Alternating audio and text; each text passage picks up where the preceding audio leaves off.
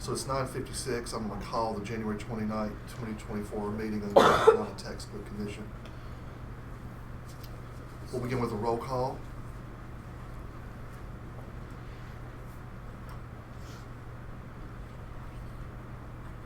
Commissioner Alicia Ray, Commissioner Ray present. Commissioner Angela Martin, Commissioner Martin present. Commissioner Ashton Copley, Commissioner Copley present. Commissioner Aubrey Godric, Commissioner Gannett present. Commissioner Jared Dennis, Commissioner Dennis present. Commissioner Jody Ray Archer, She's not here. Commissioner Karina Cameron, Commissioner Cameron present.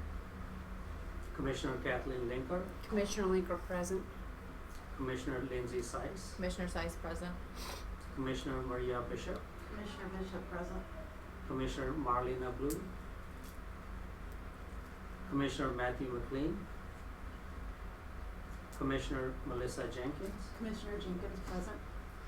Commissioner Monica Douglas, Commissioner Douglas present. Commissioner Ricky Baldwin, Commissioner Rob Orrin, Commissioner Shannon Brayborn, Commissioner Susan Mills, Commissioner Mills present. and Commissioner William Chester. Thank you. I'm going to read the ethics statement. Commission members are reminded it is our duty to avoid conflicts of interest and the appearance of conflict of interest as we handle the work of this commission. Does any member of the commission know of any conflict of interest or any appearance of conflict with respect to matters coming before us at this meeting? If so, please state them for the record. If during the course of the meeting you become aware of an actual or apparent conflict of interest, please bring the matter to the attention of the chair. It will be your duty to abstain from participating in discussion on the matter and from voting on the matter. Yes, we do not have any minutes for approval, so we'll move on to Operation Manual Overview.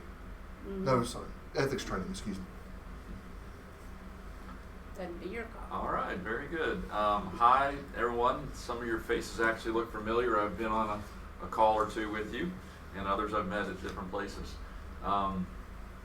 I'm Tim Hogemeyer. I'm Deputy General Counsel of DPI and the State Board, and I've come here to give your periodic ethics training, which we also include public records and open meetings, and it's probably good that I'm the first presenter because it's pretty dry and you know, wouldn't be a good after lunch presentation, but hopefully you guys will be super attentive and learn a lot here. So today, as I mentioned, we're going to go over public records, open meetings, and some certain things about ethical conduct that affects the commission. The public records law in North Carolina is found in General Statute 132, Chapter 132. The definition of a public record is, you know, all these things that are listed. I'll do my best not to just read slides. You guys are all teachers, so you've all very good at teaching, and I'm not as used to teaching, but I'll try not to read from slides, which I'm sure you guys don't do, and you're very capable of reading up there. But as you can see, it's just a wide range of anything that is produced, any kind of document, and it doesn't matter the form that it's in. And you can see from that list, it can be a sound recording, it can be a film, it can be a letter, it can be an email, it can be anything. The keys to know are that it's anything that's made or received in the conduct of public business. Other examples, policies, directives, any kind of correspondence. Can't remember if it was on the last list or not, but that includes text messages. And it doesn't matter from where they originate. It doesn't have to be from a state-owned phone. It's if you're sending text to another person in state government with your own phone and it's about state business, and that's a public record. That doesn't mean that because you do that, then everything on your phone is open to public record. Only that particular message would be it. So just in summation, any document, recording, communication that's sent or received in the transaction of state business. So, want to know from naturally then what's not public record. So here's a pretty good list of what's not public record. A lot of those things you probably recognize would not be public record. A lot of them are not going to apply to what you all do here. Tax records don't apply here. Trade secrets don't. Criminal investigative reports, I'm sure, don't. Medical records don't. But a few things might. So if there's any, oh, sorry, I'm clicking here and not telling you to go forward. I'm listening to the click. You can go to the next one. So the what might affect you all is if you have to have any communication with me or any other attorney at DPI or the state board, and or personnel records. There might be some touch where you guys might see personnel records there, and certainly there are some. And what's not on here is in the procurement process, until a procurement is finalized, those bids are going to be confidential as well and public record afterward. The little interesting note with any communication with a government attorney is that it's only the attorney's communication back to the client, and when it's dealing with something that touches on litigation. So that's different than when you're talking to your private attorneys. So if you're out there and you need to talk to your own attorney about traffic matter you have or something else, your communication to your attorney in that private setting is also privileged. That is not, no one can know what that is. But government attorneys are treated a little bit different because your communication to your attorney is part of the conduct of public business. But our answer to you is what's privileged and is kept private.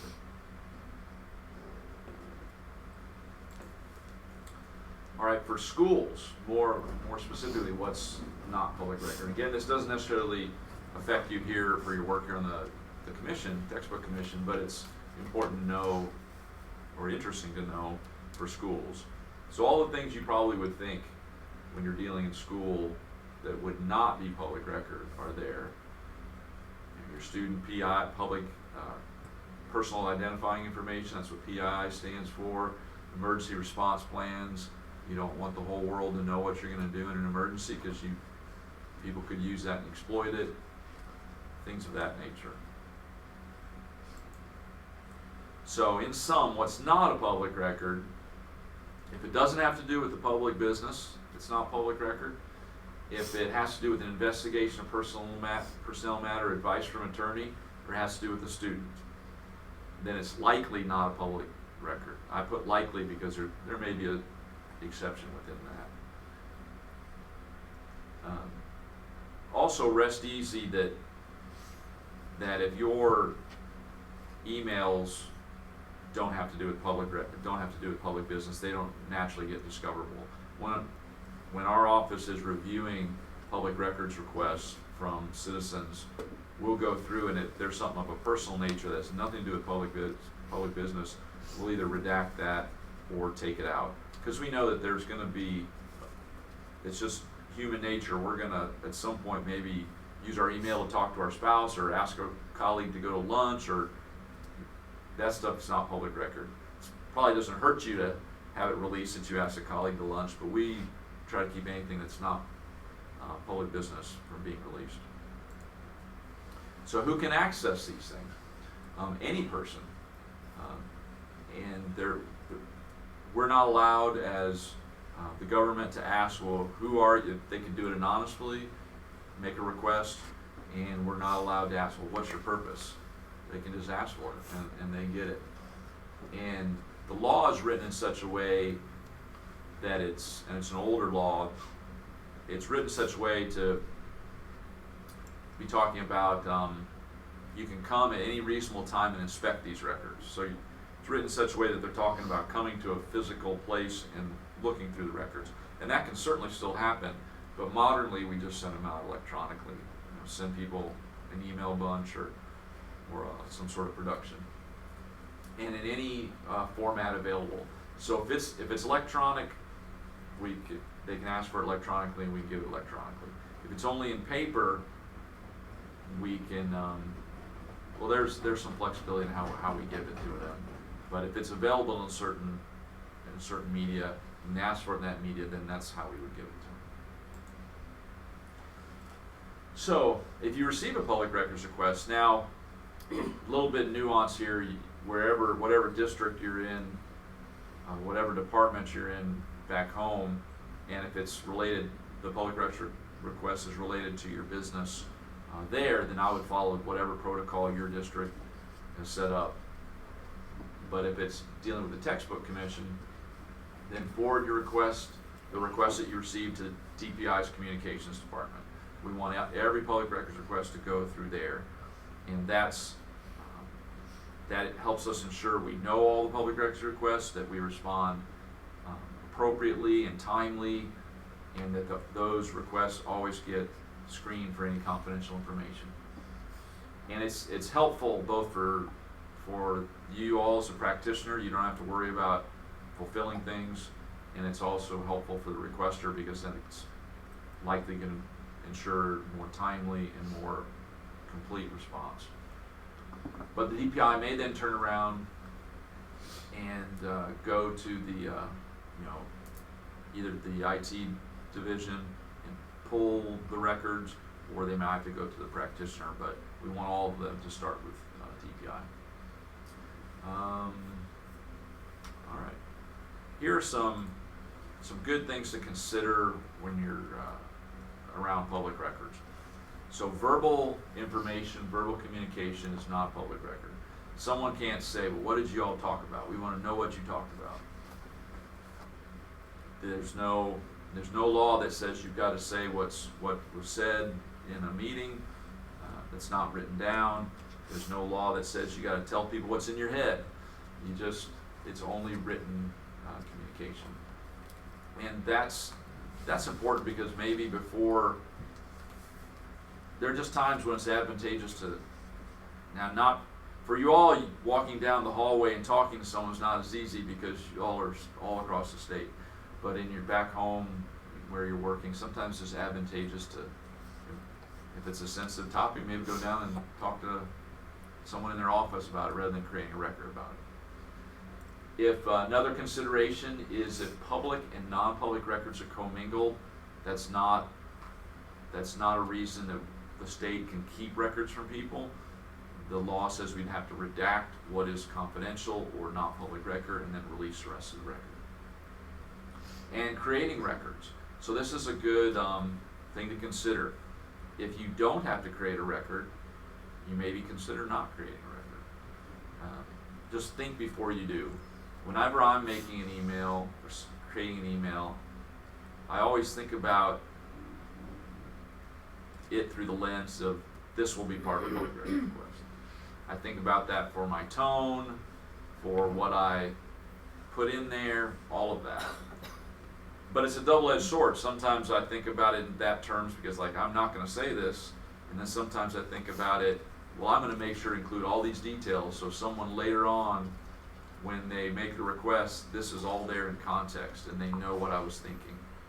So that's just something to think about with public records. And another thing with public records, just if you have any questions, just consult with an attorney. If it's dealing with the textbook commission, consult me or one of my colleagues before releasing a document. All right, now we're going on to open meetings. That's the statute that deals with open meetings, and there's a few others underneath that. And that's, open meetings is appropriate because that's what we're in right now. So by definition, a public meeting is open to the public if a public body is meeting. And the commission, textbook commission, is a public body. And it's broadly defined as those things there. The commission of the state, which you all are, is one of those.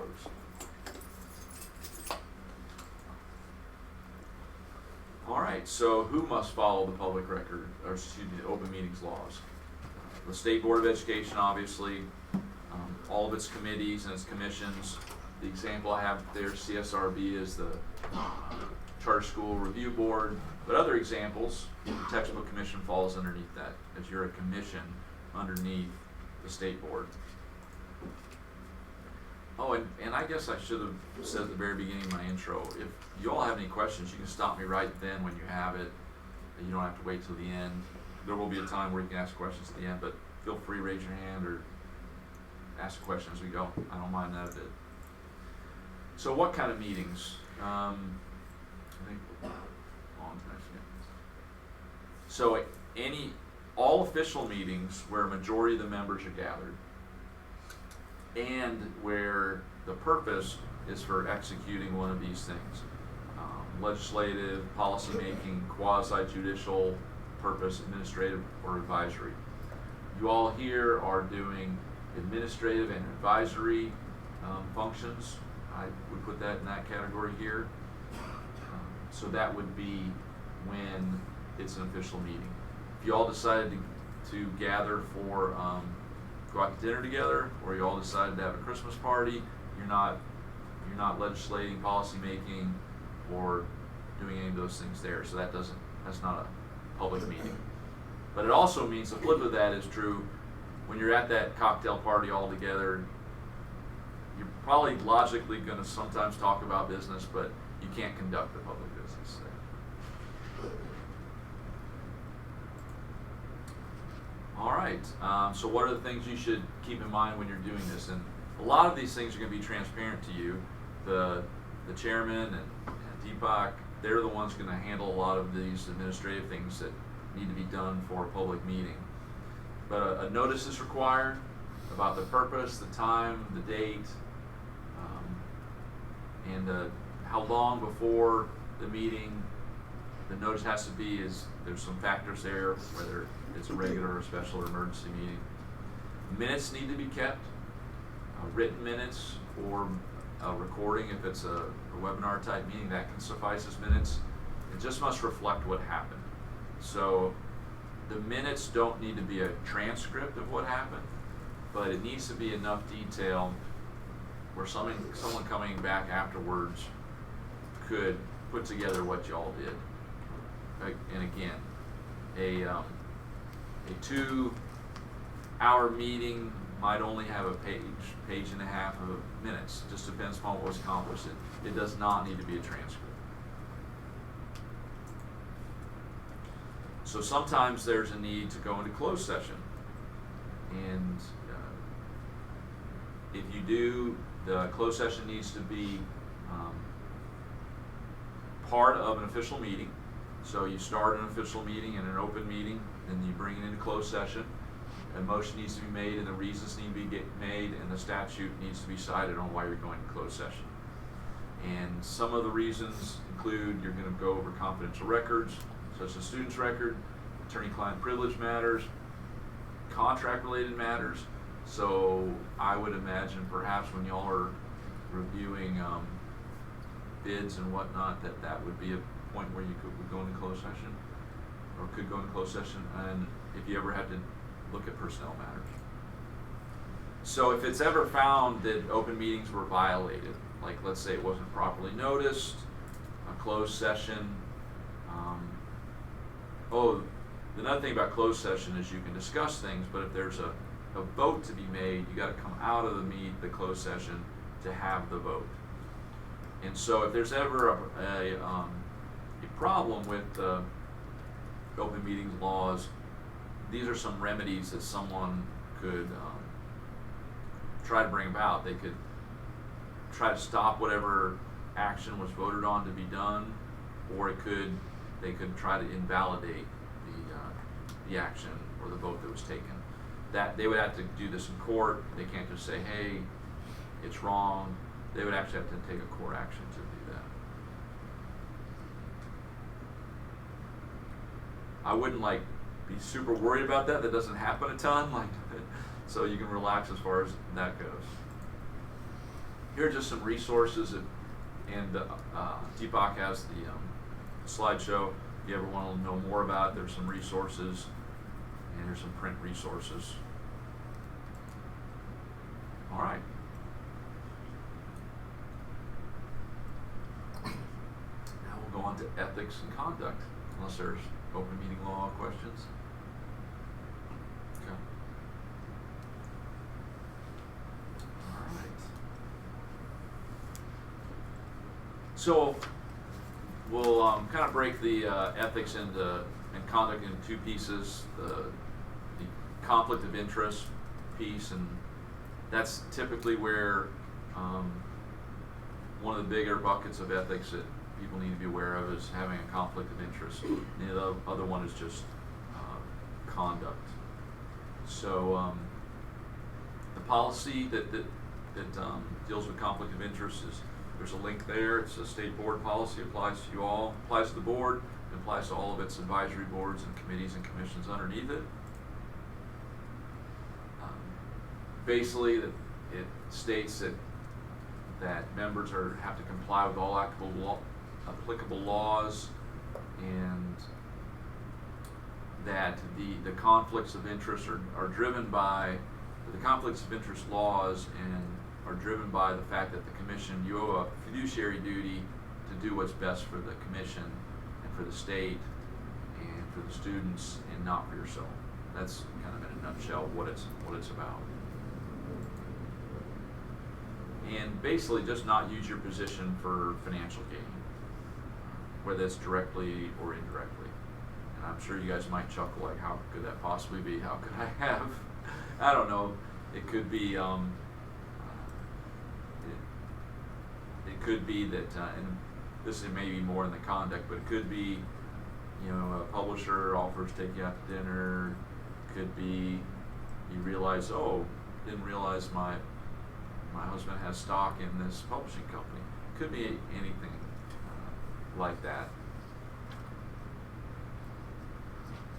And any activity that does create a potential conflict of interest is prohibited.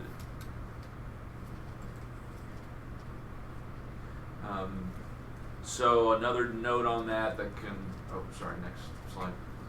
The commission is to be nonpartisan, not to take a position or stand on any policy or legislative political matter. If you have, or you think you have a conflict or potential conflict or an appearance of conflict, you're just to report it to the chair of the board, the commission, immediately. And that was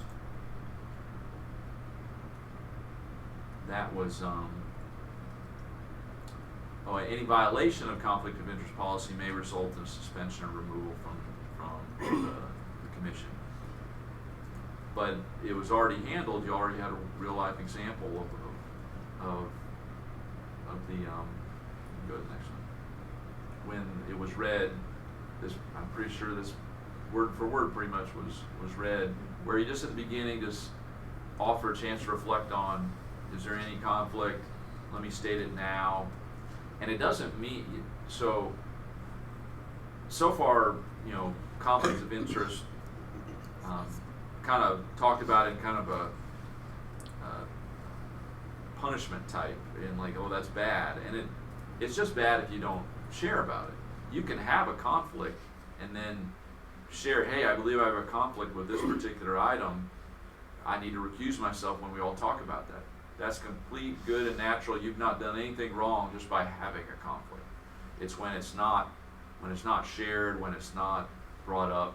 And I've also seen, where at the state board level or other boards that I've been advisor to, you might find out about a conflict afterwards, and then at the next meeting you say, I didn't realize this from the last meeting, and you get it on the record and say, I had that conflict, and then we would figure out what to do. Maybe change your vote to abstain, and if it changed the outcome, and we'd have to revisit that item. But I don't want to, it's important to know this, it's important to think about possible conflicts of interest beforehand, but I don't want anyone to be living in fear of of the conflicts. It's just one of those things that happens sometimes. So standards of conduct policy, so it's shifting in the next part. That's handled by the state board policy listed up there and applies to the textbook commission. And it's basically just your general, conduct yourself in a way that brings credit to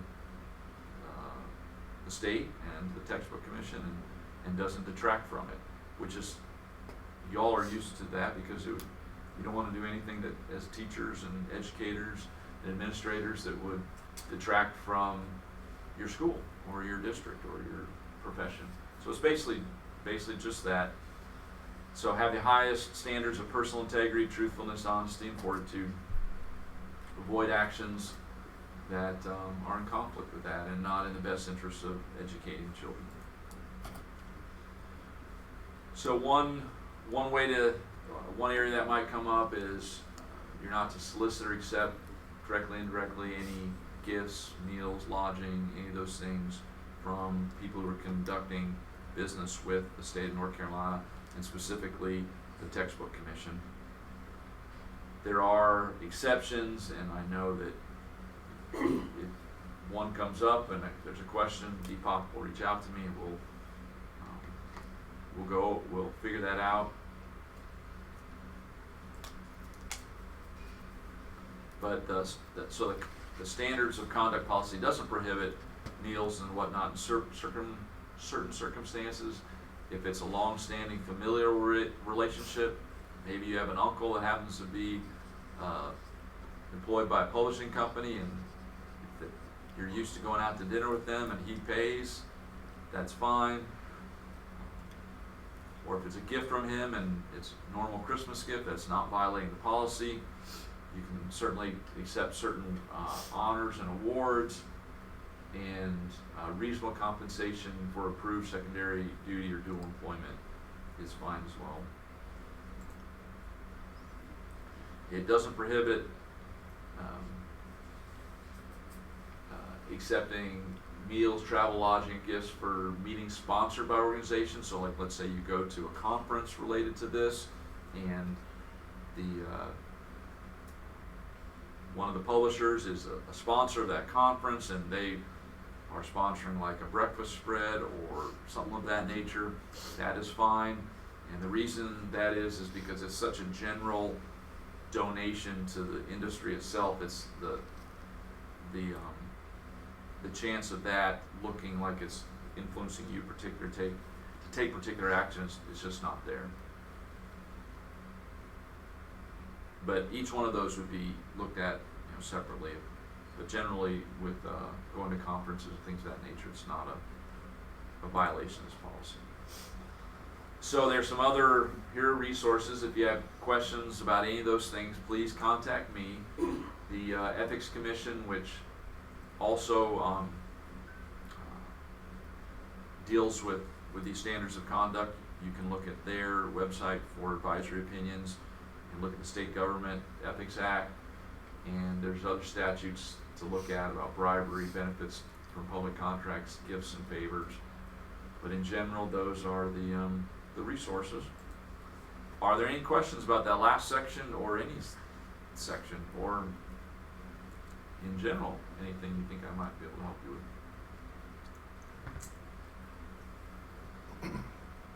Thank All you. right. Sure. Well, you guys are good for another year then. Our booster. Alright, so next we have the operations manual overview.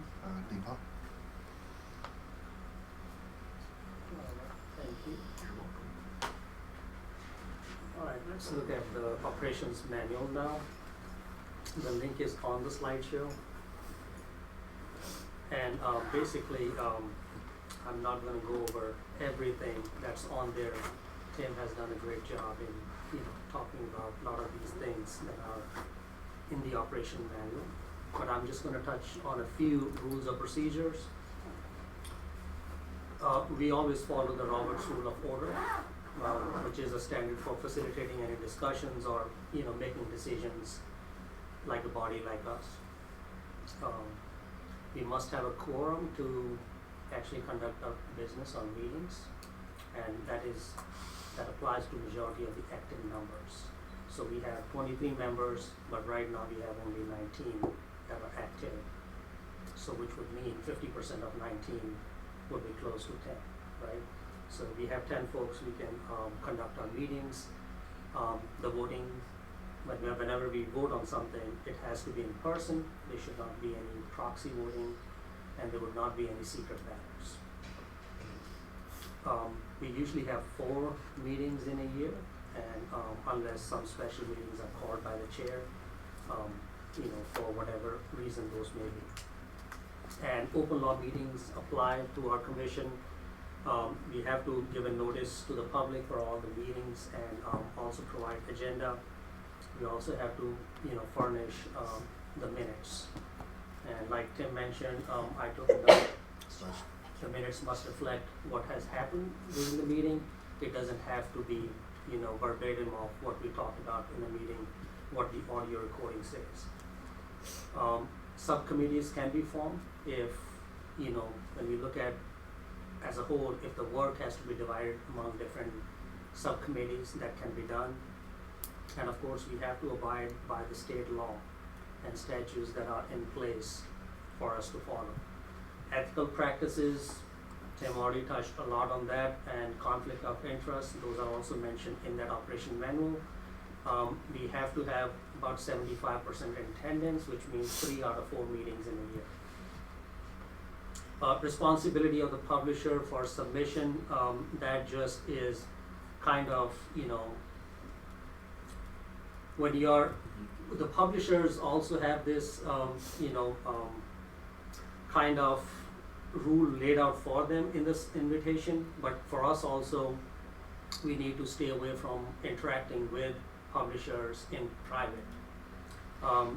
If there is any business to be conducted with the publisher, meeting will be called and it has to be an open meeting like this. So those are, some of the things in your operation manual. There's something called blackout period also, and that applies to when the State Board of Education approves the invitation for bid.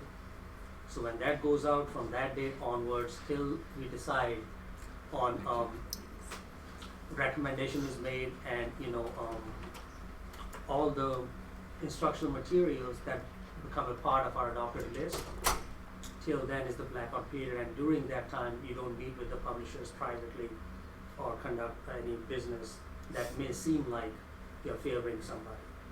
And same applies for publishers also. They cannot go out and provide samples of anything that has been put in the bids. So all the materials that they put as a part of the bid does not go out for advertising, during that blackout period. And I'll cover that with the publishers when we meet with them after the State Board of Education approves the invitation.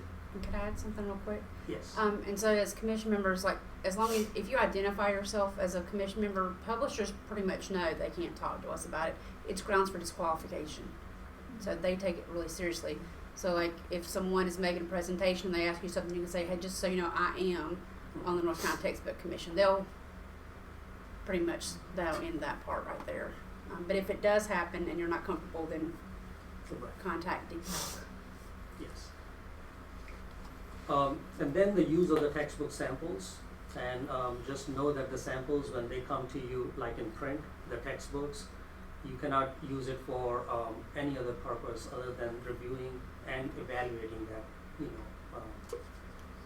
textbook. So, because you'll be violating sampling promotion. So, when that time comes, we'll talk a little bit more about how you can, where you can put these textbooks after the review and evaluation process, after the adoption is done, where we can put them. Recommendation to the State Board of Education will be made in March. So I'll have all of these things ready to be submitted by next week. And at the bottom of the operation manual, you'll see the public school law and the state board policies, which some of have been touched by Tim, and that's probably everything on the operation manual. It has been shared with you And it is also part of the Canvas course that you all have access to. And if you do not have access to the Canvas course, please feel free to let me know.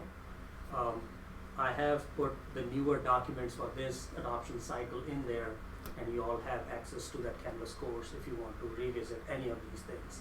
I'll also add this presentation in there after the meeting today, so you have access to this meeting, presentation as well. Any questions on the operation manual? All right, thank you so much. And with that, I believe we can take a 5-minute break. You've all been sitting too long. So in 5 minutes, we'll just come back and move on to the next piece. An invitation to bid overview. All right, so the document is linked on that slideshow that I shared with you earlier. And we're not gonna read everything. It's almost 50 pages long, but I'll just highlight that, if you want to jump to a section, there's an outline already done for you, so you can just jump from one to another if you need to. I got it. So it starts with the table of contents, and it gives you all that is included in this invitation. The page numbers are being corrected as we insert more stuff into it, because the page numbers keep changing no matter how much I try. But this is a draft, so this is not an invitation, done completely. It's a draft. There may be minor changes and tweaks that we'll do before it is submitted to the State Board of Education for approval. This is Commissioner Linker. I forgot to interrupt. I forgot something. Can we acknowledge that Commissioner Baldwin has joined us for the official record? Yes, Commissioner welcome Baldwin. Hello. Welcome to the meeting. Glad you were able to join us today. And we will get back with the introduction and the requirements of this invitation. So everything is listed here, like the table of contents and some attachments that have to be filled out by the publishers when it goes out to them after the State Board approves them. So the introduction and requirements are spelled out here, which I would let you read. It also defines what a textbook is. And then if there's anything that is mentioned in this invitation and the publishers are not complying with it, then they automatically disqualify, along with all the rules that we talked about, lockout period, not contacting the publishers privately, or they contact you privately. Those kind of things are the grounds for disqualification. The entire invitation document must be returned with your bid submission, that is for the publishers. Anything that I'm reading on it is a guidance for the publishers to be able to understand how the process is going to work, how they're going to submit the bids, and everything is laid out on this document for them. The submission parameters are given here, that the materials must be submitted for any grade level or the courses that the publisher seems appropriate. So we will not tell them what they need to submit and where it will fit. They have to read the standards. They have to look at what material will fit what course level or grade level. And they have to clearly state on the cost proposal spreadsheet what will be the cost, what grade level or course they are putting that material in for. And all the materials will also have identification numbers, which are the bid numbers we will provide them once they reach out to me and say, hey, we want to bid for 10 items. So we'll give them 10 identification numbers, and they'll use those identification numbers to put in their bids. The textbook materials that we'll receive will only be evaluated for the grade level or the courses that are specified by the publishers. So even if we feel like this material does not fit with this course or grade level, we are not to say anything about it. We just have to go with what they have submitted. The publishers will also provide sample textbook materials, and we will provide them a schedule, how to do that. And the sample textbook materials will be, that are print materials, maybe textbooks, they will be provided in a PDF format electronically. So we are asking, moving forward, that they provide everything electronically. So even though it's a print material, it will be provided as a PDF, just in case we are not able to get face-to-face, or we want to, go through the PDF electronically that is submitted to us. It is much more easier to go over the electronic stuff because, you can easily search for a word or something that you're really looking for. Even if it's a 100-page long document, you can do Control F, and then you can type in what you're looking for. It will show you wherever that word is on the PDF. So that's something, we'll continue to do moving forward, get all the materials in electronic format. But just know that the print materials will also be coming by mail. So they have to submit the hard copies as well, because you all requested that if it is a print material, it has to come as a hard copy. So that provision is also laid out here, asking the publishers to not only send us everything electronically, but also if it is a print material, they have to ship it to the addresses or locations that we specify and ask them to submit. And when publishers, submit any of these bids, the access information, the link, URLs, login credential, whatever that may be, they have to provide it to us electronically as well. And it should be openly available or accessible by all the members here, so that while you're doing your evaluation, you're looking through the materials that are submitted, then you have access at all times. I've not put a specific date. I just have said, during the adoption cycle, over the whole period, it has to be made available. Now, if they put like draft, or they have an automatic cutoff on that link, that's fine. But as long as we are doing the evaluation and we have not made a decision on or made a recommendation for any of the materials, the access will stay there. And if there are technology-based programs or any other non-print materials, the publisher will give us specific directions on how to navigate all the digital materials. To do that, they can actually do screencast or record a video showing us the navigation through their website or any program that they are putting in for the bid. And again, that should also be accessible throughout the evaluation process. And they will provide us a contact information if we have any technical difficulties accessing their information that is non-print and is available on the web, is a technology-based program. But overall, the responsibility is on the publisher. They have to read everything that's given on the invitation. I will hold a meeting with the publishers, to talk about, what is expected, how they need to turn it in, what are the steps, in detail with the publishers to, make it easier for them. When I say send them electronically, just like you have a Canvas course, we have a portal for the publishers as well, where all this information will be shared with them, and that's the portal they're going to use to submit all the electronic resources.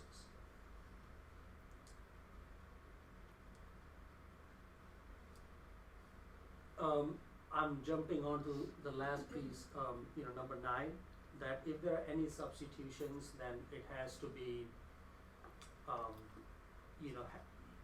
the publishers must have a written approval if they substitute something. For example, their copyright is from 22 when they put something for the bid. They cannot, put in the latest, say 23, unless they notify us. The same thing goes for the electronic materials. We may look at the website, we may look at some addition, and we approve it now, but if they have to make any changes to that program, then they have to notify that as well to us. The next piece, talks about materials to be considered. Again, most of the things that I'm talking about will be a part of how they're gonna submit the materials and where they're gonna ship what needs to be shipped. They will not be providing any non-bid materials to us. Everything that's on the cost proposal spreadsheet will be the only thing that will entertain. All other materials are gonna be not, sent to us, or we're not gonna look at them for review. Alignment is the biggest thing. Alignment should be with the standard course of study. I think that's spelled out in the criteria sheets. When we look at those, we'll look at it a little bit more in details. Just general definitions of what general education is, what adapted materials will do to the students, or how the modified language can be for those students to have the adapted materials. Technology-based material definition is also given there, but that brings me to instructional material evaluation advisors.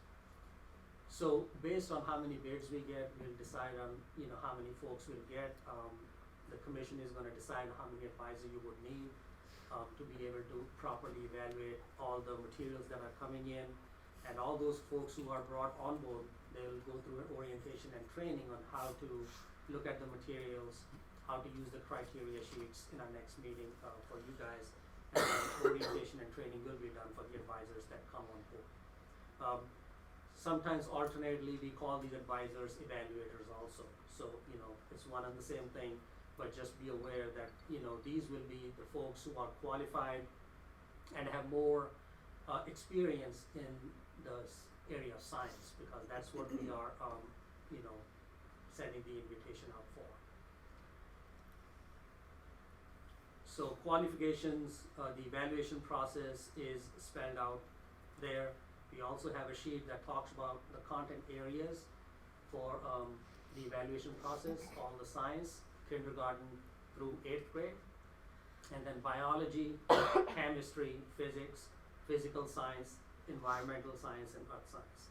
So these are all the content areas that we'll be asking the publishers to bid for. There's a tentative schedule that I have done, looking at what those meetings will be. I actually color coded it because when I start putting everything together, it's very confusing, and a lot of times you'll not know what applies to me and what applies to others. So I color coded it, and anything that's in blue is textbook commission. That's you guys. There should be only 4 different rows that apply to you in blue. At the bottom you'll see it has more blue because that's the week of evaluation. So there are several things happening. That's why you have, this is one block I see, but you'll have 4 meetings. So this is the first one that you're looking at on January 29th. So anything that pertains to the publisher is marked in yellow, and anything that the DPI is supposed to do is in green. Just color coding scheme to make it a little more easier for everybody to identify what our roles and responsibilities are. And again, at any point you have questions or you need clarification, please stop me, and I'll be more than happy to answer those for you. So meeting for publishers is going to happen on March 12th. That's my tentative date. But before that, you'll see on March 6th and 7th will be the board meeting, and that's where this invitation is going to go to the board. And once they approve it, then it becomes official invitation, and it will be sent to all the publishers that are on our public registry. If you did not get a chance to look at our updated website, you may want to go there, and what you'll notice is instead of having so many different tabs, I've only created one tab, one page for all the commissioner business. Anything that has to do with the textbook commission is on one tab. Anything that has to do with publishers, all the information they need will be on the other tab. So you just have a few links on the site, but everything pertaining to your roles will be on one page only.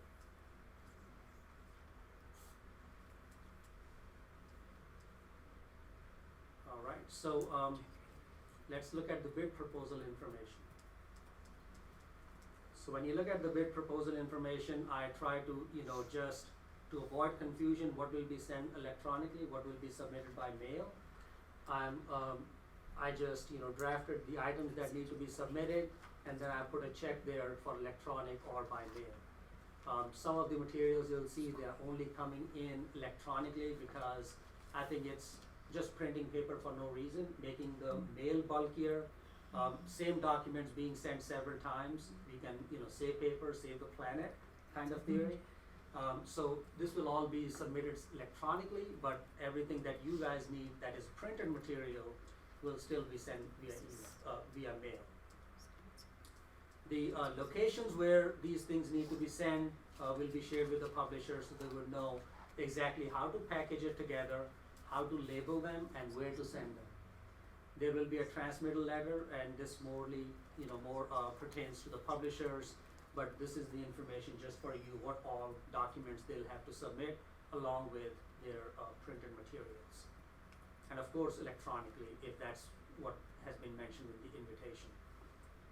The cost proposal spreadsheet will also be filled out by the publishers, but when you start looking at the evaluations, you'll have the cost proposal sheet without the cost on it, because that is not a factor for evaluating the materials. But cost proposal spreadsheet will be shared with the board after the recommendations are made, and that will be one of the things they will keep in mind when they approve something, to be put on the adopted state list.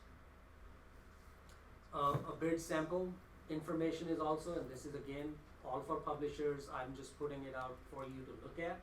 If you find something that needs to be changed or anything, please shoot me an email or just let me know. Evaluation and deliberation and reconsideration, I think I'm going to stop here because we do have a virtual call right now at 11 o'clock, and I'm going to switch to our Teams, and then I'll take from here after that meeting is done, the presentation. So, quickly.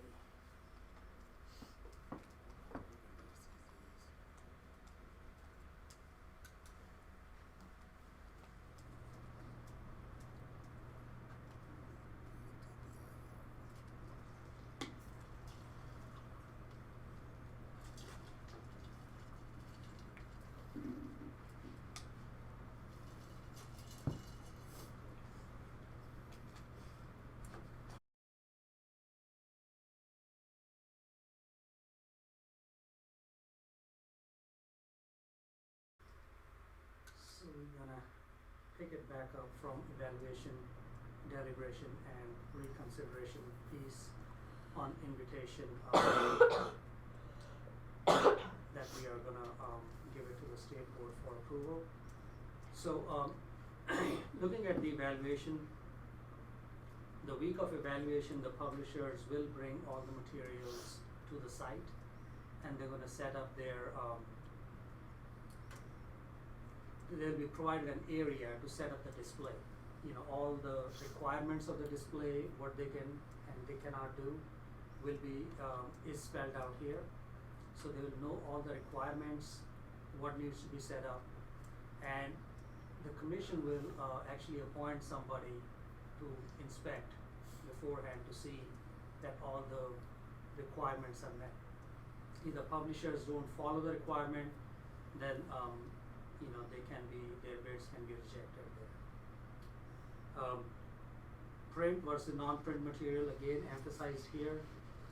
The navigation instructions will be provided by the publisher, even though they are gonna give it to us, electronically. But during the evaluation week, they will provide those access materials to you to look at and actually look at all the instructional material that's provided for within the bid. So that navigation is mentioned there, the screening committee is mentioned.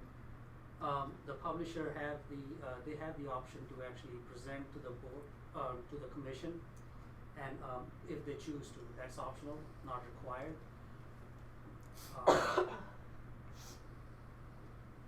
And they will be responsible to remove all the display work, whatever is on there, they'll take it with them at the end of the evaluation about 4 o'clock. If they don't, it'll be on them. We'll dispose of the stuff at their cost. And then once the evaluation is over, then they also have a chance to, just call to reconsider it if we did not choose any of their materials that does not qualify based on the criteria sheets. So in that case, they can come back and talk to the chair, let them know verbally that they would like to materials to be reconsidered, and then from there, the chair can give them direction on how to provide them those materials, and whatever has been missed. Publisher's responsibility is to show things to make sure that they have presented everything for anything to be reconsidered. And the failure of the publisher to appear at any textbook commission deliberation meeting and make a verbal appeal for reconsideration shall prohibit the publisher from taking part in the reconsideration process. So they cannot, be virtual, looking at something and find out that they were not considered. They have to be on site to verbally communicate that to the chair. So just, everything put on here, State Board of Education textbook material recommendation and contract requirements. So this will be after, adoption process is over, the list has been made. Just some of the things that we are asking the publishers to do. For example, error in the textbooks, they have to give us in writing that it will be error-free. They have to sign the bonds and the contracts that will be attached on this invitation, and the contract terms will have to be agreed upon. And then we have a clause of them delivering the goods. Once the orders are given, they have 45 days to provide the materials that have been ordered. It also talks about the classroom and IHE teachers edition. These editions will be provided at no cost by the publisher to colleges and teacher education programs, and these will be the teacher editions that they're going to be providing. I already said contract and the surety bonds will be signed, and they will also give us signed affidavit. We do have another member of NCDPI team, Cynthia Taylor, who did all the bookings for this one. She'll be looking at the contracts. She'll be the one receiving all of these to file. And sampling promotion for textbook programs, this is the same thing that I talked about in our order of operations manual.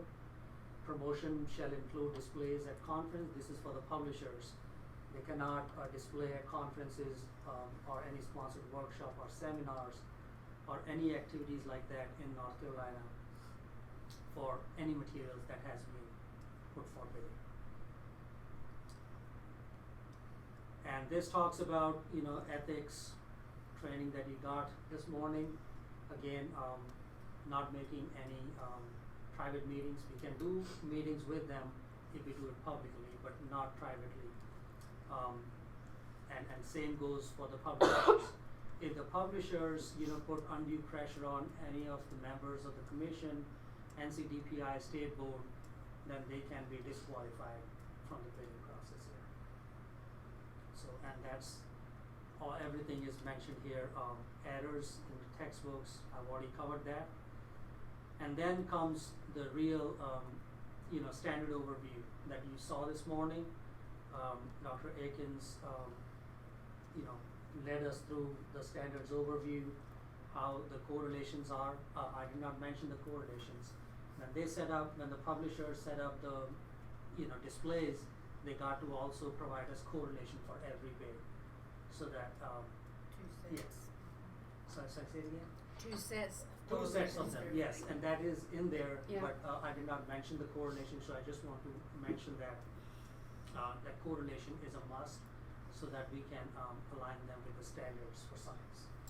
So this is just a little overview of the standards, and these are the criteria sheets. Like Dr. Akins mentioned, we are not, he and his team decided not to have 3 different criteria sheets, because the way it has been designed now, it will be for all K-12. So there's one criteria sheets.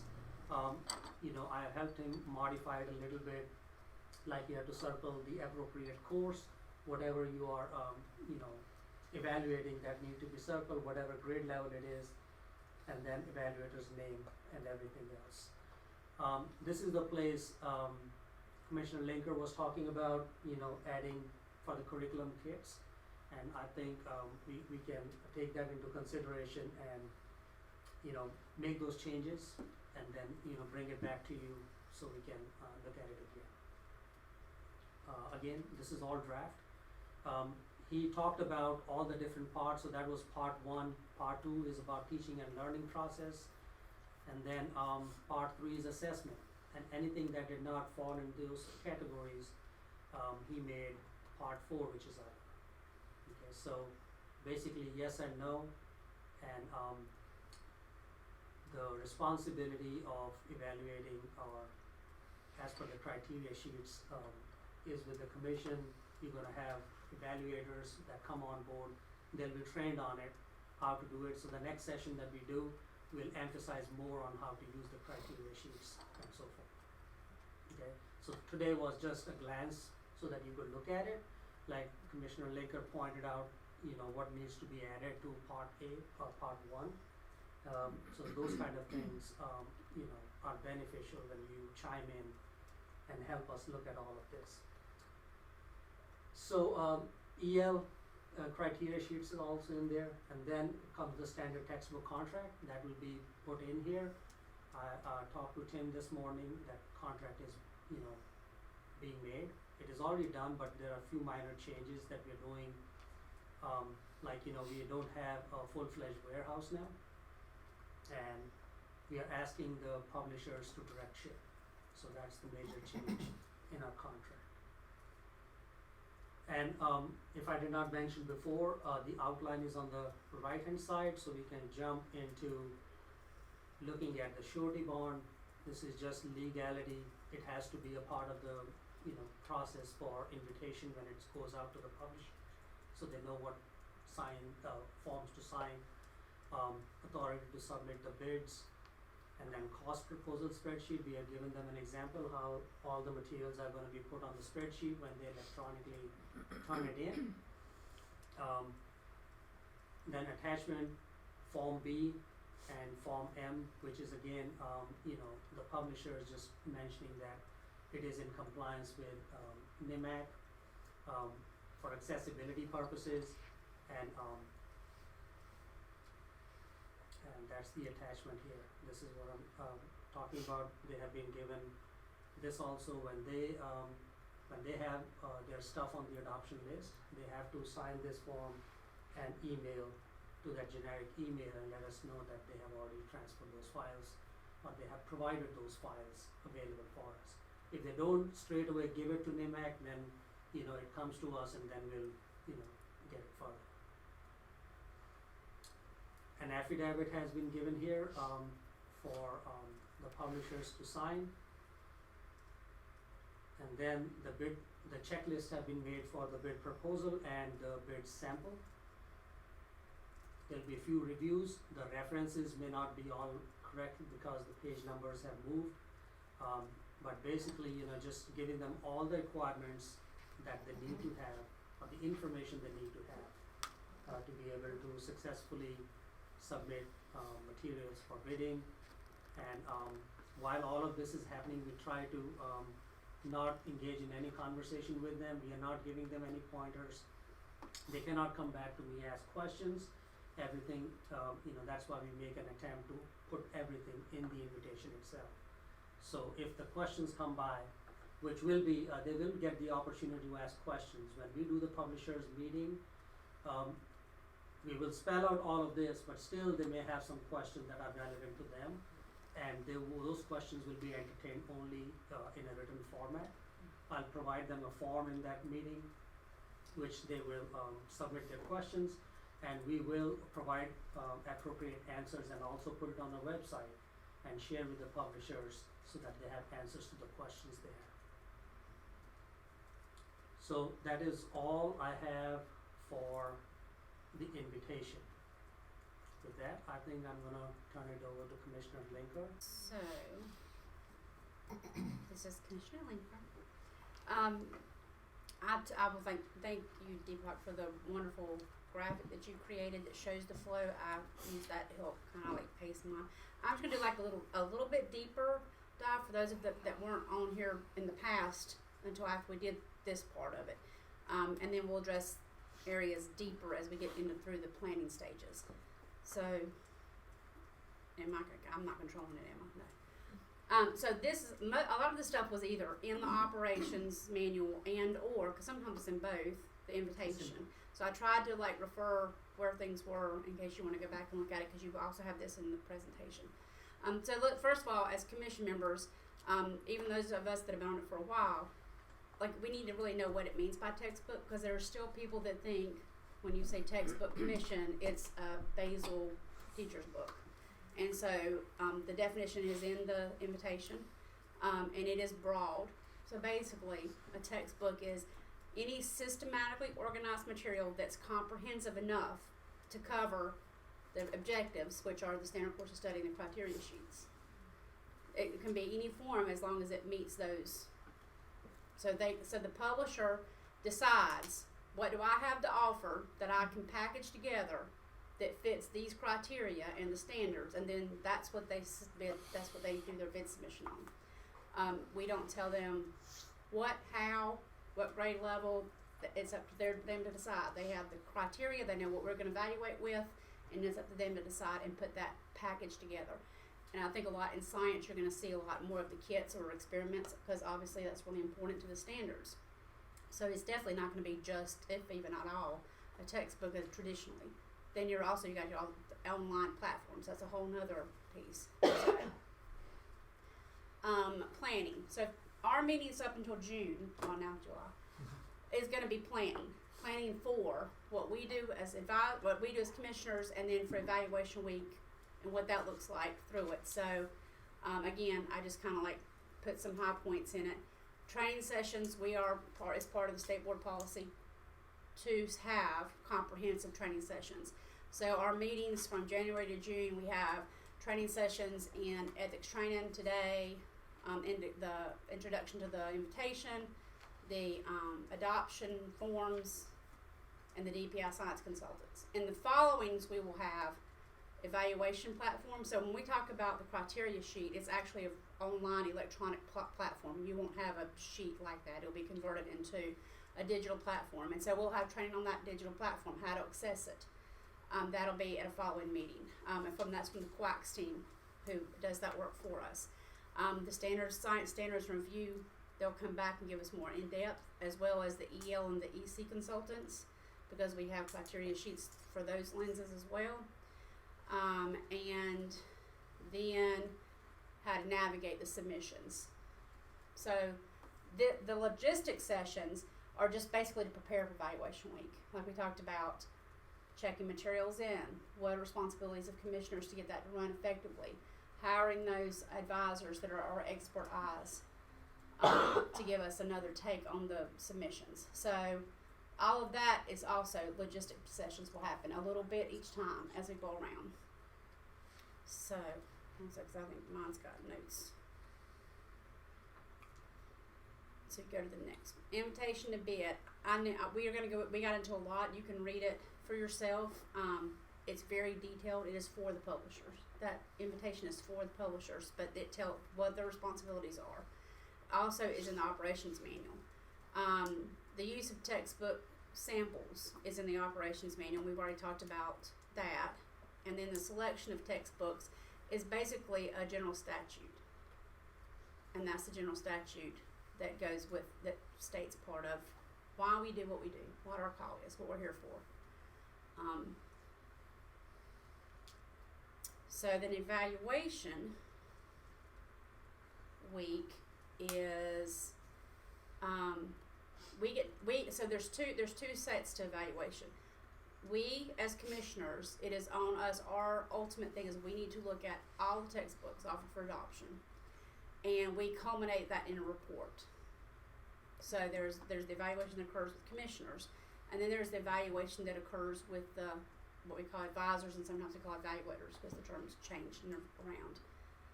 So that's again the statute that says that we're going to evaluate everyone. Again, this is a law. This is a general statute, and it says that we will examine each one and write a written report. And then we sign that report at the end. And then all that signed report goes to the board. So commission members and evaluation advisors.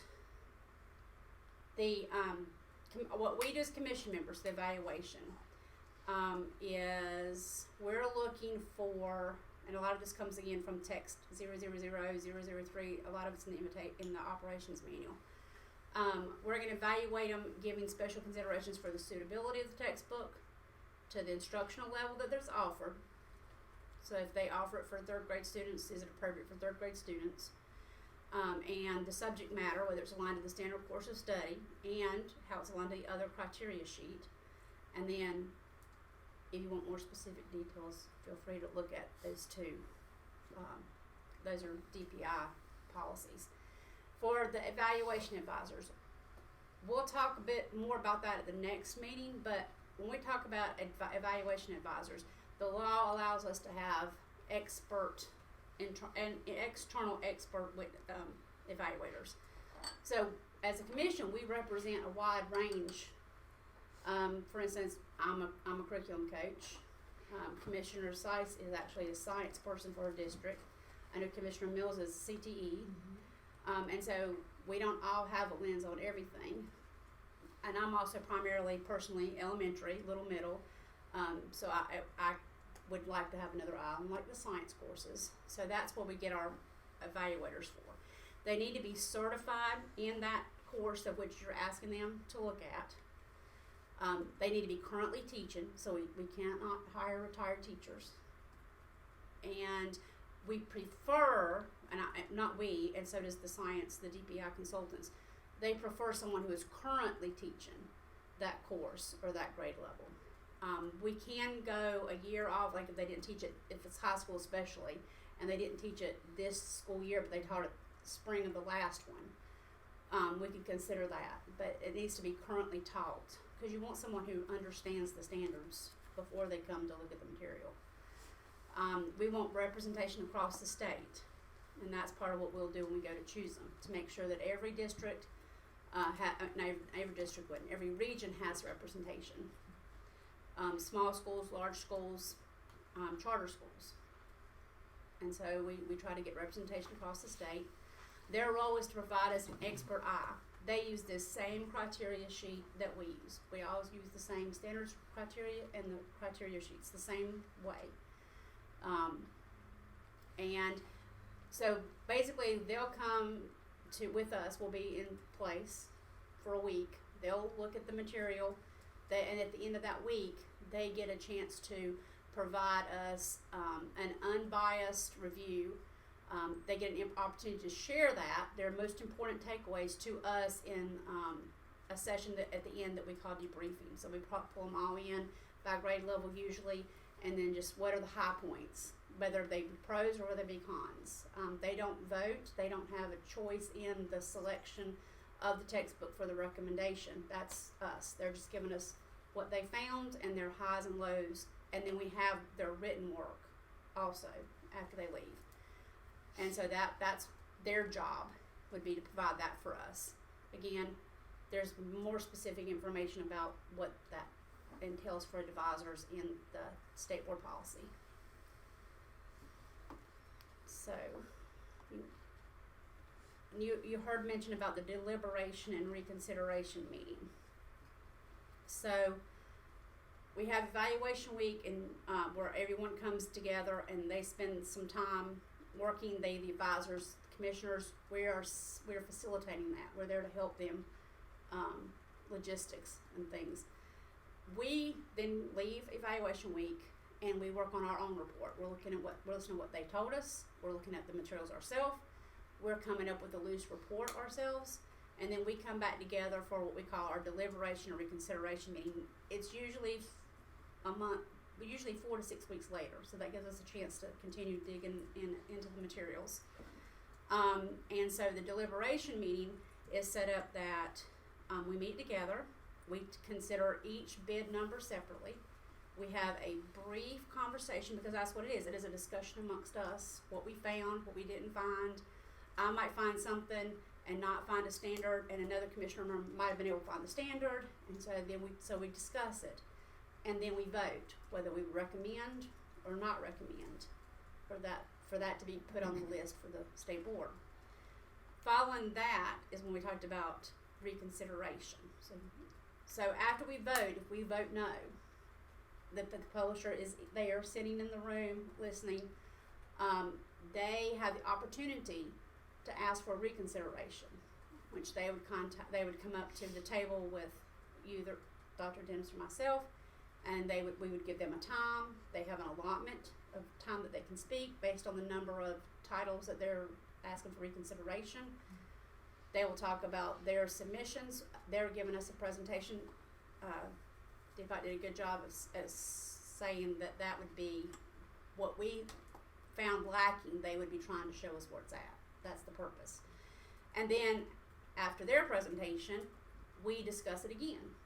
Did they convince you? Did they show evidence that it is there what you said no? And then we vote again. If they don't ask for reconsideration, then the vote from the first part stands. And so at the end of that meeting, when that meeting ends and we've done our voting and we've had our discussions, then at the end we digitally sign our report. So our report is for each submission what we found, our pros, our cons, what we saw personally, what other people have found and showed that they found, and we have a justification. It's not that detailed, and we'll get into that later, next meeting actually. So that report gets signed before we leave, and our report, each individual report, is put into a larger report that's sent to the state board, along with the actual record for the voting, and then there's like a cover part for the short. Here's what we're recommending, and so all of that material is sent to the state board, and they usually have a month to look at it. And when they go to consider, they can approve or not approve our recommendations, and Dr. Dennis would make a presentation with DPOC to the state board at their September or October meeting, depending on how our timeline falls, and they'll make a vote at that time, either to ask for more information. They can always ask for more information, or they'll make a vote on whether to accept or not accept our list of recommendations. So all of that to say, the planning between now and June is to prepare us for when we get the materials and when the advisors are here, and then we have time built in between so that we can work on our report. So that is our call. That's our purpose. That's our whole thing, is the report that we're submitting. Well, first of all, everyone really should attend deliberation, because that's when your voice gets heard and you might have some information that you wouldn't know otherwise. If you do not attend, you do not get to vote, because we don't vote proxy. You have to be present to vote. If for some reason you were not to attend the deliberation reconsideration meeting, you still have a report to do. So you would still have to sign your report by the end of the day of the deliberation reconsideration meeting, the last day. You would have to have it signed and submitted. And all of that is electronically through this wonderful platform that they will explain in detail. Some of you guys came on and got to experience that at the end. You didn't get to experience evaluation week last time, but you got the lovely part of the report. And so that's how that fits. So I just kind of try to pick some key points just to give you a big overview. And then each meeting from here on has a specific purpose. So, and after we do our presentation, the rest of it's the board's. The board approves or disapproves. The board is responsible. They usually direct DPI to do all the other legal parts that you saw in the invitation. Lets the publishers know that you were or were not. And then all that stuff happens behind the scenes. That does not have to do with us. We don't have that work, thankfully, because by then we will be into our school year. So, next steps.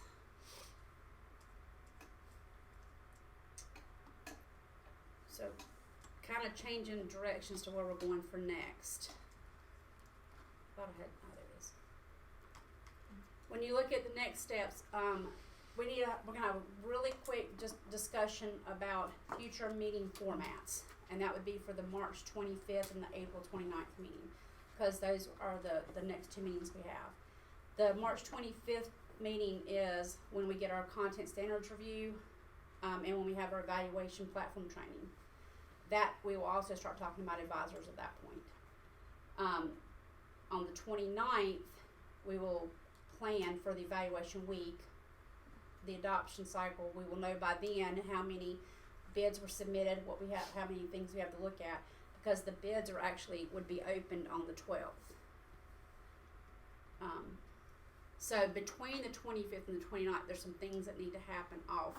So that 25th is really important because that's going to set the lens for getting the advisors rolling and getting them ready in the background, so that when we come back in April, we already have a list of potential advisors to pull from, because we have a short window to choose them, to get their paperwork done, to get them here when we have our meeting. Did I miss anything, guys? Commissioner Goodette, I was just gonna say, do we know when the advisor process would start? Like in terms of them being informed and applying and all of that? When we leave next meeting, we'll have all that together. And when before we finish, I'm going to ask for volunteers to make. You remember how we had the flyer to kind of like advertise it? So if anyone wants to create that advisor, that once we get more of the information, so the flyer can be sent out. So one way we get advisors is we usually have a flyer. DPI's communications team will push it out, and this year they'll push out the science. Anyone who's on the listserv for the science will get it. All of the superintendents get it, and so any district science person would get it, so they could push it out to people. That way, as a commissioner, you can surely let your district know, or your districts around you know, hey, start looking, and we know the areas that we're looking for. We know the courses that we're looking for. We'll know the dates. And that'll be on there. And we need to get that out because people make summer plans. So we really need to let them know.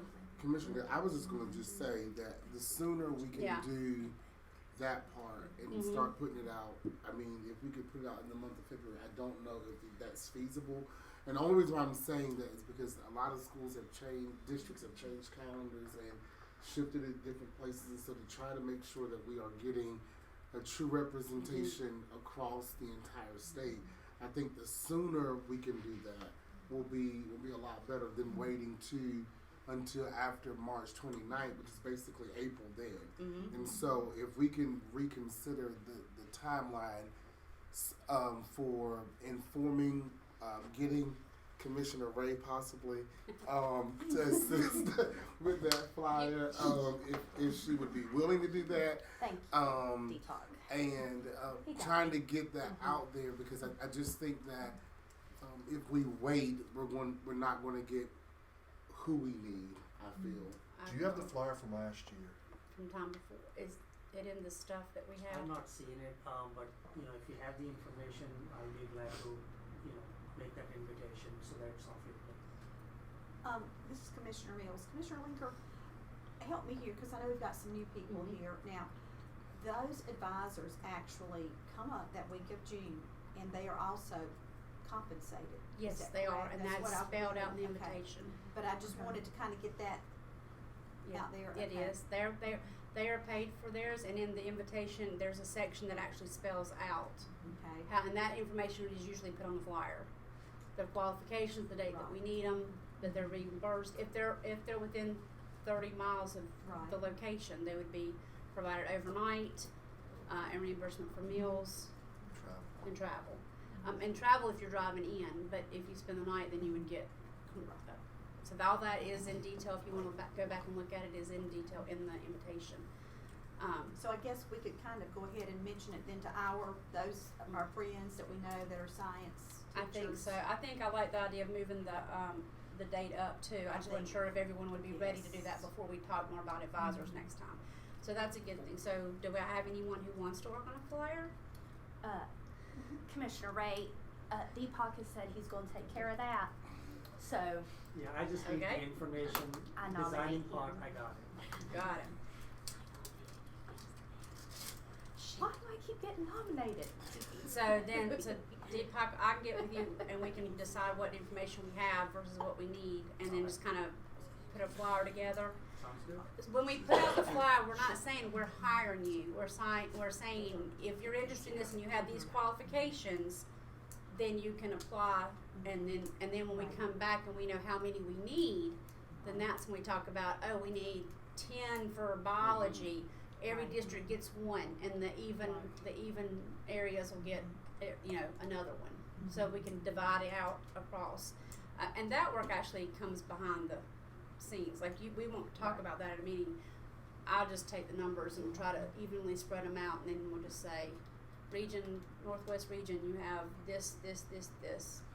And Commissioner Gannett, and I think it's important too that when we're looking at advisors, and I know I'm saying this now just because I know that the time frame will be short for us to turn it around, is just being intentional about knowing who we are looking for, but also sometimes you may have to do a little work in looking, checking a reference or two, reaching out to their district to see, because there are a lot of people who want to do this work that may or may not be the best fit for the work that we're trying to do, and you won't know it if you just go based off of what people are certified for. So I will say some recommendations if you want to go on and talk about some things like that. Also, we'll look at again next time. When we're looking for advisors, like for instance in the Southwest, I'm in the Southwest. We're a little heavy. There's four of us now in the Southwest, and I am in Rowan Salisbury. You would only look for one person from your district because there are considerably more than 4, in our case 4 districts. Actually 3 because 2 represent the same district.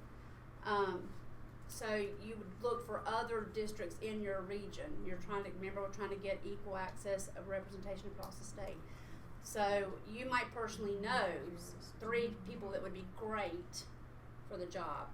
And it's good to have that backups, because sometimes we go through our second choices into our third choices because things happen and people make plans after the fact, or emergencies occur and they have to come off. If we have a backup ready, then it's really easy. Deepak just goes and plugs the next one in the sheet and contacts them. So that's one thing we need to think about too. So like if you know some people, that's great. We can have more than one person on the second, third choice part, but we try to spread it out, because that way we're getting other districts, not only our own, represented. We do have some current vacancies, and so we have some current areas that do not have representation: Central and Western.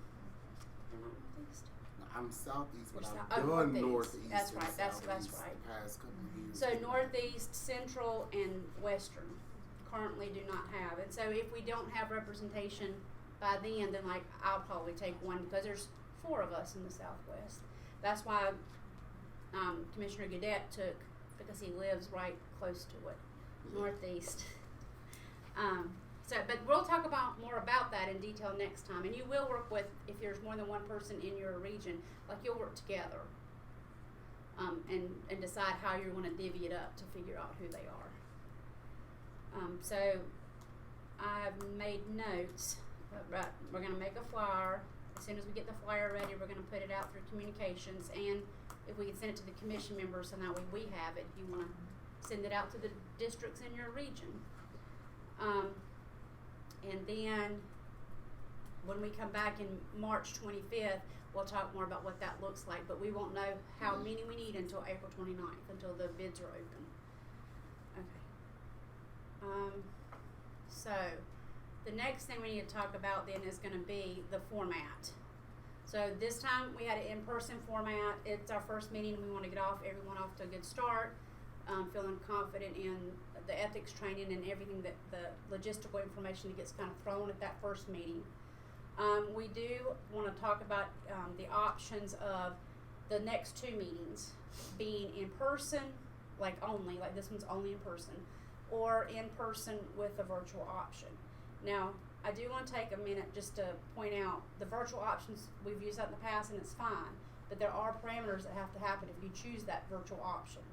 Think professional, we're still recorded, so it's really hard if you're in a building to close the door and people to leave you alone because you can't be interrupted. You have to have your screen shown. And you need to make a comment occasionally so that we have on record that you're participating, because you won't be in the room to note participation. Does that make sense? And we'll put that back out if we choose that as a possibility. So what are the feelings or that you feel about one way or the other for the next two meetings in person? And then that's why I put like what's going to happen in those meetings, because that might determine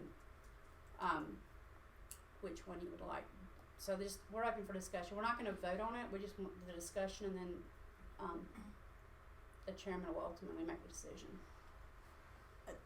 This is Commissioner Mills. I guess just looking at what you've got up there, to me, I would say the 25th of March would definitely need to be an in-person. I mean, I feel like because of us reviewing the content standards and the criteria, that's just me. So, Commissioner Baldwin, I kind of agree. The closer we get to the actual process, that it makes it at least easier to ask questions or to really see if everybody needs to. However, I'm unaware of how many people that are not here today, so if that could potentially help the ones, but I think it should at least be in person. And I see it says with a virtual option, but just with the emphasis on being in person.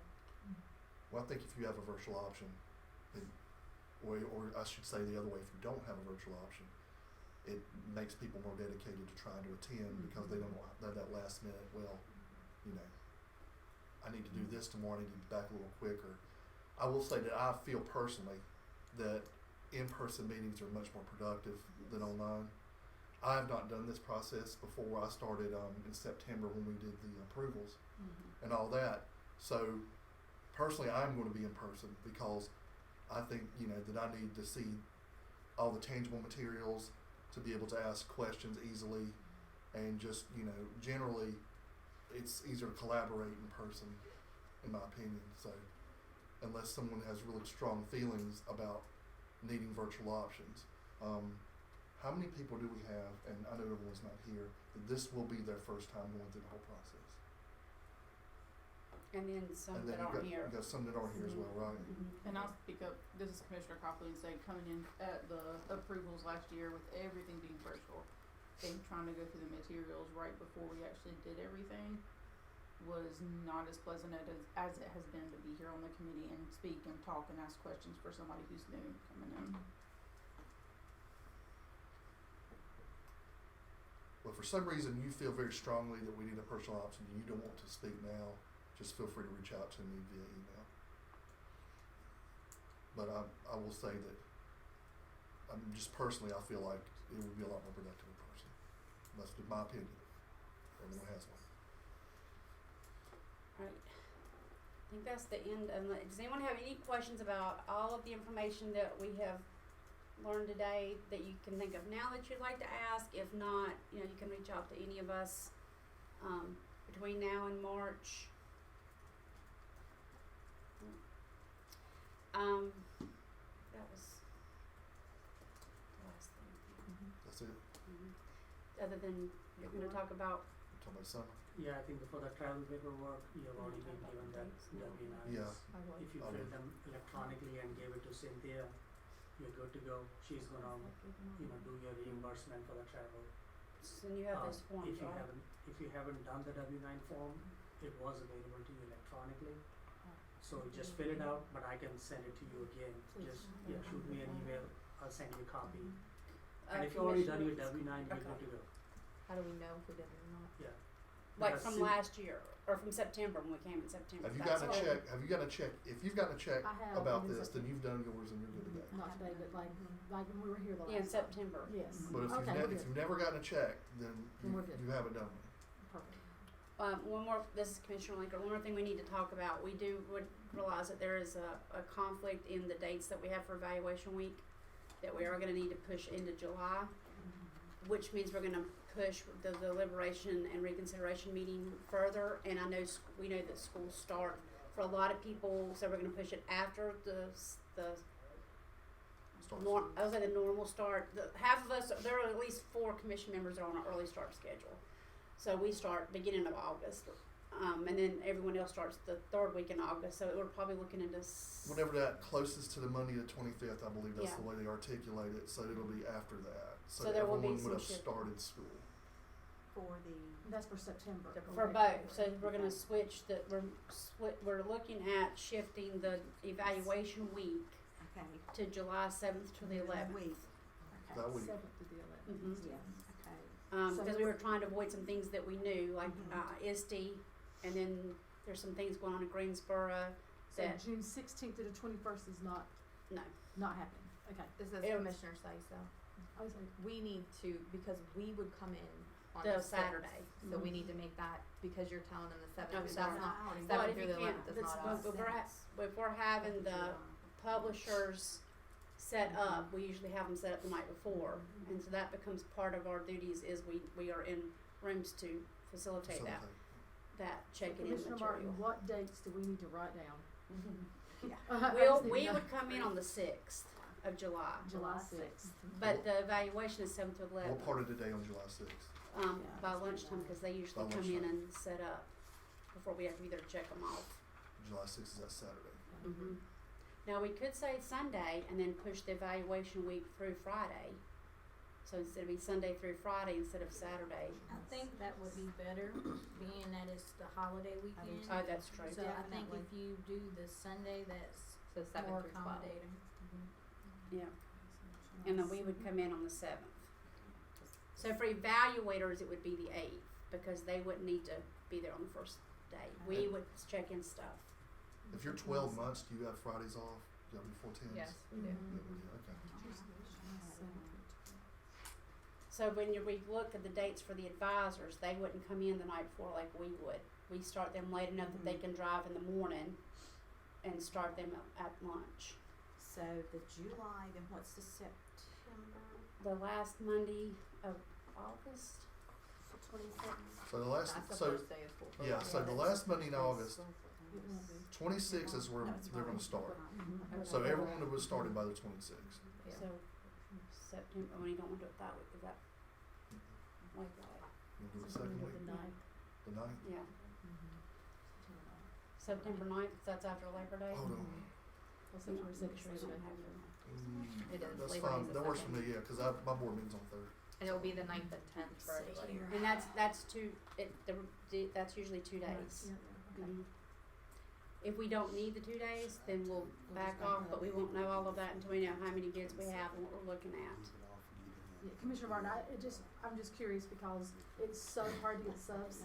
So the longer it takes, Yes. like the longer out I can get a sub, the better off. Yes. We all know Yeah. that's best. And when the dates pretty much we'll have in the invitation updated before it's presented to the state board.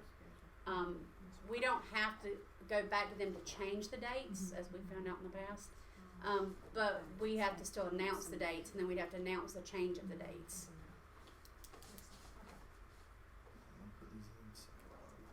Commissioner Yes, Douglas, I have a question about the time for the March 25th and April 29th. Are they 9:30 to whatever? 9:30 we would pick if anyone was driving in. There's a couple people that live within 30 miles from here, and there's some people that for childcare prefer to just get up early in the morning and drive. So 9:30 gives people that are driving in a chance to get here without the pressure of sitting on I-40.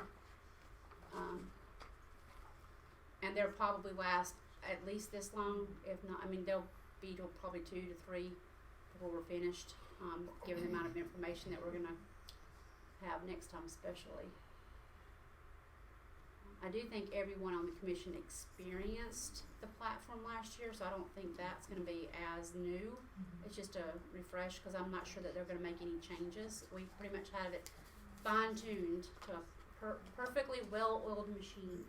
And since they're willing to continue working with us on that, that helps it a lot. So, do anybody have any other questions? Okay. So we're gonna travel back to work. Yeah, he I said- just actually pulled up the email. These are the only folks we don't have a W-9 from.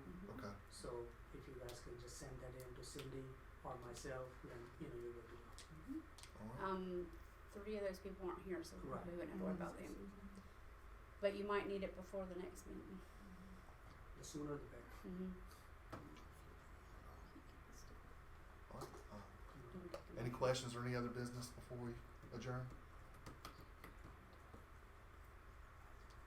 Can I get a motion to adjourn? Commissioner Ray, I make a motion to adjourn. Second. Commissioner Sice, I second that motion. All in favor say aye. Aye. Any opposed? We are adjourned.